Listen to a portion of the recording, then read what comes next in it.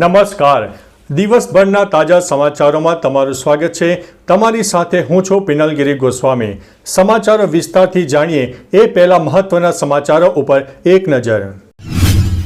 નમસ્કાર મિત્રો સ્વાગત છે તમારું અમારી યુટ્યુબ ચેનલમાં.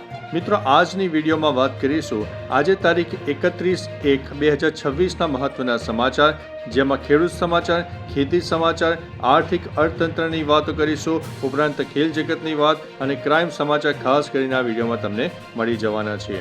મિત્રો, સૌપ્રથમ વાત કરીએ તો ખેડૂત સમાચારની.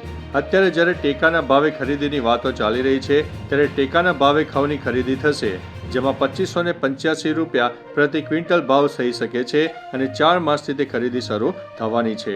મિત્રો, 8મા પગાર પંચની વાત કરીએ તો 8મા પગાર પંચમાં ખાસ કરીને કેન્દ્ર સરકાર દ્વારા તૈયારીઓ તેજ કરવામાં આવી છે.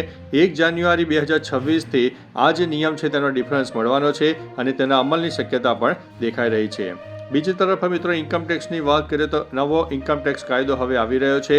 એપ્રિલ 2026થી તે અમલમાં આવશે અને 1961ના કાયદાનું તે સ્થાન લઈ શકે તેવી સંભાવના વ્યક્ત કરવામાં આવી છે. બીજી તરફ મિત્રો, ક્રિકેટની વાત કરીએ તો ગુજરાત જાયન્ટ્સની અત્યારે જીત જોવા મળી છે. WPL ચેમ્પિયનશિપમાં નોંધાયો છે. દિલ્હી કેપિટલ્સને તેણે હરાવી દીધું છે. મિત્રો, અન્ય મહત્વના સમાચારની વાત કરીએ તો ખેડૂત સમાચારની, જેમાં નીતિ અને આર્થિક લાભની ખાસ ચર્ચા આપણે વિડીયોમાં કરીશું. મિત્રો, મહત્વનું છે કે અત્યારે ટેકાના ભાવની વાત કરીએ તો 2585 રૂપિયા ટેકાનો ભાવ ચાલશે. ટેકાના ભાવે ઘઉંની ખરીદી શરૂ થશે. 4 માસથી ખરીદી શરૂ થશે. રજીસ્ટ્રેશન પણ થઈ જશે અને 1 ફેબ્રુઆરીથી તે લાગુ પડવાનું છે. બીજી તરફ મિત્રો, કિસાન સન્માન નિધિના જે હપ્તો છે તેમાં વધારાની શક્યતા અત્યારે દેખાઈ રહી છે. PM કિસાન સન્માન નિધિનો જે વધારો છે તે પણ થઈ શકે તેવી શક્યતા હાલ દેખાઈ રહી છે. બજેટ 2026માં 6000થી વધીને તે 9000 રૂપિયા થવાની શક્યતા દેખાઈ રહી છે. બીજી તરફ મિત્રો, સબસિડીની વાત કરીએ તો 80% સુધીની સબસિડી મળી શકે છે. યાંત્રિકરણ સબસિડી મળવાની સંભાવના છે. કિસાન એગ્રીકલ્ચર મશીન સબસિડી 2026 હેઠળ ટ્રેક્ટર અને હાર્વેસ્ટર ઉપર તે સબસિડી મળવાના શક્યતા છે. મિત્રો, બીજી તરફ પાક નુકસાનીની વાત કરીએ તો પાક નુકસાનીની સહાય જામનગર સહિતના જિલ્લાઓમાં અરજીઓ હવે ધીમે ધીમે મંજૂર થવા માંડી છે અને ખેડૂતોને સીધા ખાતામાં તેમની પાક સહાય મળવાની છે. હવે મિત્રો, ખેતી અને ગ્રામીણની ખાસ ચર્ચા આપણે કરીશું. ખાસ કરીને બજાર ભાવ, જેમાં એરંડાની વાત કરીએ તો 1268 થી લઈને 1357ની આસપાસ ભાવ બોલાઈ શકે છે. રાયડાની વાત કરીએ તો 1245ની આસપાસ તે ભાવ બોલાઈ શકે છે. બીજી તરફ મિત્રો, પાણીની વાત કરીએ તો કેનાલના પાણીનો વિરોધ વ્યક્ત કરવામાં આવ્યો છે. નસવાડી પંથકના 4 ગામોમાં કેનાલ હોવા છતાં પાણી ન મળતા ખેડૂતોએ પોતાનો વિરોધ નોંધાવ્યો છે. હવે મિત્રો, વાત કરીશું સજીવ ખેતી તાલીમની. ખાસ કરીને પ્રાકૃતિક ખેતી માટે રાજ્ય સરકાર દ્વારા તાલીમ શિબિરનું આયોજન કરવામાં આવતું હોય છે. સજીવ ખેતી તાલીમની વાત કરીએ તો પ્રાકૃતિક ખેતી માટે રાજ્ય સરકાર દ્વારા તાલીમ શિબિરનું આયોજન. બીજી તરફ ખાતર આયાત નીતિની વાત કરીએ તો આગામી સિઝન માટે સરકારની નવી આયાત નીતિ પણ તે વિચારી રહી છે. હવે મિત્રો, રાજ્ય અને રાજકીય ગતિવિધિઓ પર નજર નાખીએ તો સ્થાનિક ચૂંટણી. સરકારી મંડળીઓમાં ચૂંટણી 6 મહિના માટે પાછી ઠેલી દેવામાં આવી છે. CM હવે શાસનની ગુલ મુલાકાતે છે. CM ભૂપેન્દ્રભાઈ પટેલે વેપારીઓ અને પ્રવાસીઓની સમસ્યાઓ સાંભળી છે. બીજી તરફ વાયરલ કોર્પોરેટરનો પત્ર. રાજકોટમાં ડિમોલિશનના વિરોધમાં ભાજપ કોર્પોરેટરનો પત્ર સોશિયલ મીડિયામાં વાયરલ થયો છે. ત્યારે બીજી તરફ મહારાષ્ટ્રમાં ફેરફાર થવાની સંભાવના છે. સુનેત્રા પવાર નવા નાયબ મુખ્યમંત્રી બની શકે તેવી શક્યતા દેખાઈ રહી છે. હવે મિત્રો, વાત કરીશું સંસદ અને રણનીતિની. ખાસ કરીને બજેટ સત્રની.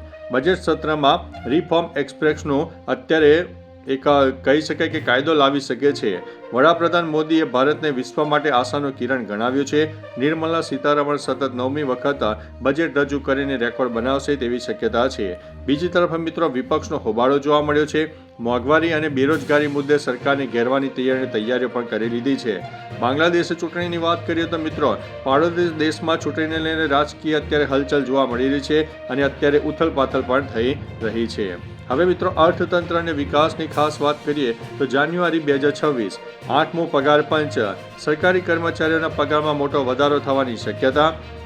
ઇન્ફ્રાસ્ટ્રક્ચરની વાત કરીએ તો Ahmedabad steel bridge make in India અંતર્ગત 100 મીટર લાંબો બ્રિજ તૈયાર થશે. ડિજિટલ ઇન્ડિયા સેટેલાઇટ ઇન્ટરનેટથી લેવામાં આવશે.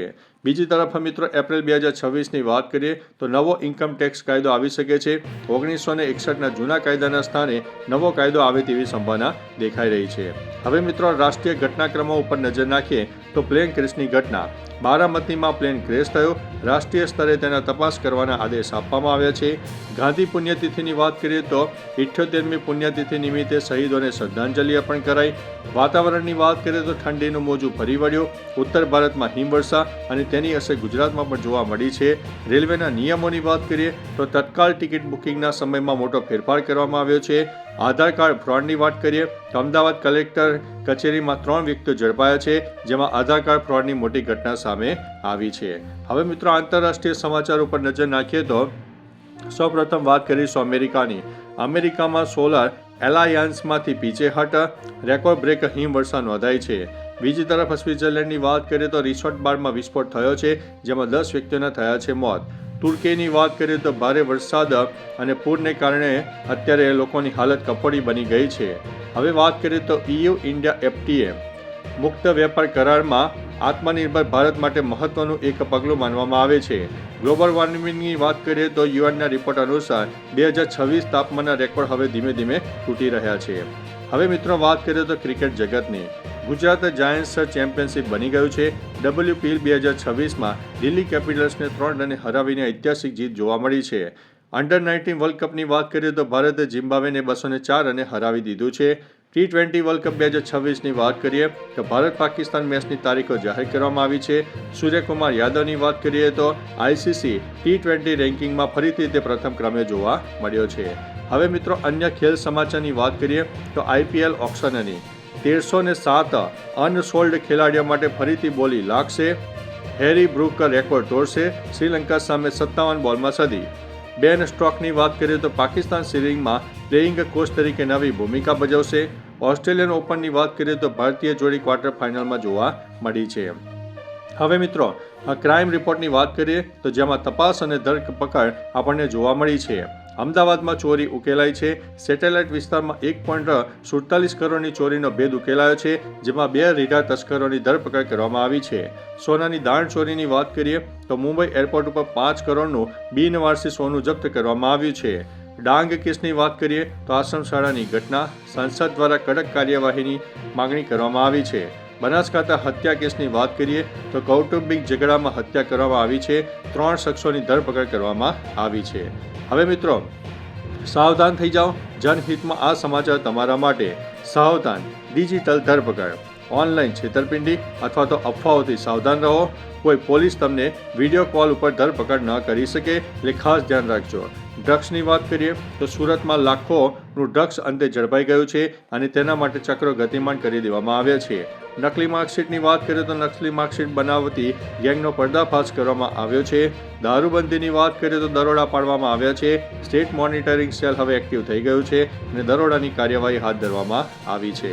હવે મિત્રો આગામી મહત્વની તારીખોની વાત કરીએ તો આગામી સમયમાં તમને એક મોટા સમાચાર મળી શકે છે. ફેબ્રુઆરી 1 ઘઉંનું રજીસ્ટ્રેશન શરૂ થશે. માર્ચની 4મી તારીખે ઘઉં ખરીદી શરૂ થશે. એપ્રિલની 1 તારીખે નવો ઇન્કમટેક્સ કાયદો આવી શકે છે અને બજેટ સત્ર પણ અત્યારે ધીમે ધીમે જોવા મળશે. એટલે મિત્રો સૌથી મોટા સમાચાર અગત્યના હતા. તો અંતે મિત્રો જાગૃત રહો, સુરક્ષિત રહો અને આવા ને આવા સમાચાર માટે આપણી ચેનલને સબસ્ક્રાઇબ કરતા રહો. તો ચાલો મિત્રો ફરીથી દેશ અને દુનિયાના સુપરફાસ્ટ સમાચાર લઈને મળતા રહીશું. ત્યાં સુધી અમને રજા આપશો. નમસ્તે.